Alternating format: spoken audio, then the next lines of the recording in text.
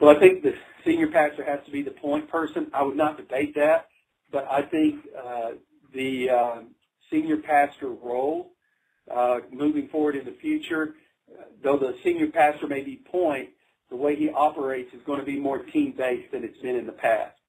I think the second thing, so I would say team-based. I would say second thing, his role as a senior pastor of a larger church in the city was more focused on leading his congregation. I don't think it's going to be like that. Future will be like Mike described, and I think what's going to happen is the senior pastor will be more a servant to the city than a servant to the church, and the primary function is for that pastor to connect his people to the city, in the secular city, and building that out.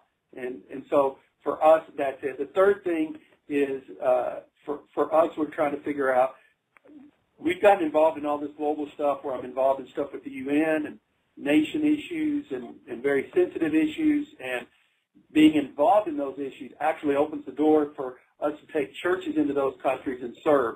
So what does it mean to be an apostolic leader? Still staying at a local church so that your feet are planted in a local church.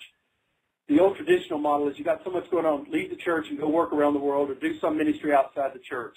But if the church is truly the base of that, why don't we leave and do that? Why don't we, if you have a fivefold ministry, a concept that it's going to take a team, why aren't those fivefolds that present? So that's what we're trying to do gradually. And there's, everybody writes about all this. But the problem is when it comes to actual execution of the model, where's the model here in the U.S.? It doesn't exist.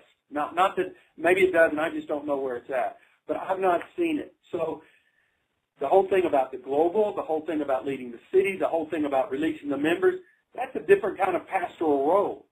And so, you can wind up being, in some instances, an opportunity creator or a PR person or a bridge builder in all of those instances. That's not a traditional role for a pastor.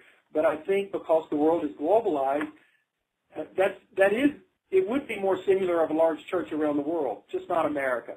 So for us, that's what we're trying to figure out. How do you stay a senior pastor, do this stuff? The first question was, should you stay a senior pastor? And our conclusion was, yeah, we should, because it's not about an individual, it's about the church. So what does that look like? So that means I've got to let go of a lot of stuff. And it means I'm not going to be the only preacher. It even has serious questions as to how decisions are made. So that's what we're working on.